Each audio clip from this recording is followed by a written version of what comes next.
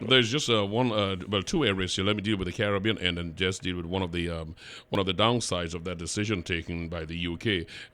From the Caribbean standpoint, the heads of governments are meeting in Guyana next week. Mm-hmm. Among the things that Vice Chancellor Sir Hilary Beckles said they must deal with is one, as you mentioned, trade relations, immigration, tourism, and financial relations, Mm-hmm. as well as cultural engagements. Mm-hmm. These are some foreign policy aspects that must be dealt with at the Sure. heads meeting. Mm-hmm.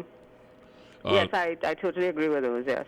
I just want to get to the final area of inquiry here. It has to do with the question of skill drain Mm-hmm. coming out of the UK's decision to leave the 28-member union, because a lot of their skilled people working in the UK are in fact Immigrants. immigrants. From the union. And how do you see that playing in this? Well, Because and the reason I ask this is because is this general area, general xenophobia that's spread between among people and this fear and this isolation is policy. I don't think it is well thought out, because when you look at the fallout from it, this is just one such example where the British people will not be benefiting and could end up with a void on their hands. Well, it's. I mean, you're absolutely right, and I sometimes wonder. I mean, I've followed. I mean, all of us have relatives or friends who reside in the UK, or some of us have, some kind of linkage one way or the other to Britain, and when the call for the referendum was taken, I kind of dismissed it as couldn't be serious, because I felt that given what the UK has become in terms of the levels of diversity and the levels of the composition of the labour force in the United Kingdom, I said, well, this thing could not be a serious decision, because really and truly any fallout from that, any fallout from the referendum would have an impact on the labour requirements.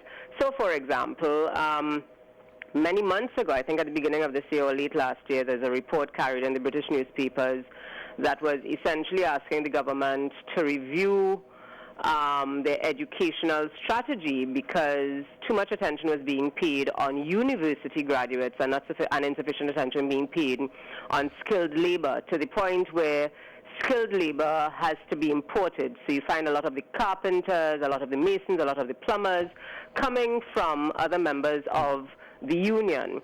So you have a lot of Polish, for example. There's one area in England called Slough, where the predominant business activity is carried on by Polish people, your hairdressers, etc., because the British just aren't doing those kinds of jobs. So, so an immediate example, an immediate concern for me, and I don't know if the persons who would have voted to leave have actually thought about all of these implications, apart from, what you described. I'm using your words, so it's not attributed to me, the xenophobia, is what is likely to happen in terms of economic activity if you have all of these now quote-unquote illegals working in England, because unless there is some move to formalize these persons, they will become illegals working, because they will not be British.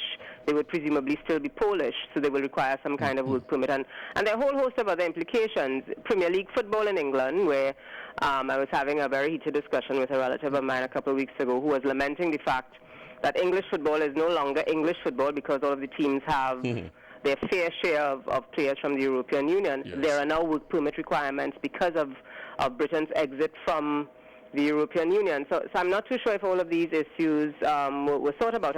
And one other thing that I want to raise that comes on the heels of the vacillation is the whole question of contagion, something in economics that we talk about, where one shock in a particular area, which could result in what we've seen happening with the pound, where the pound started to depreciate, and have these erratic sort of movements, simply because of the uncertainty of what's happening there.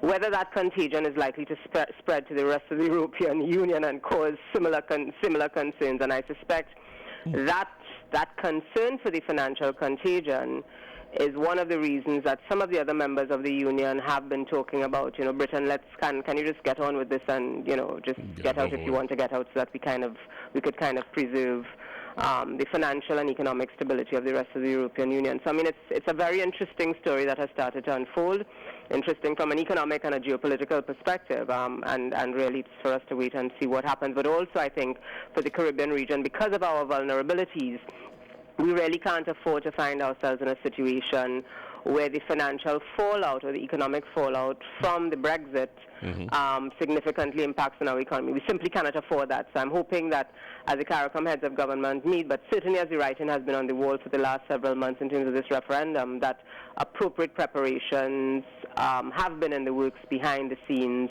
to help us deal with this story. Economist and University of the West Indies lecturer, Dr. Marlene Attzs, in thanking you for being here, I would, you said you use, because I call them xenophobes, if they are discomforted by that, how about if I just use the trumpets among us? Trumpism.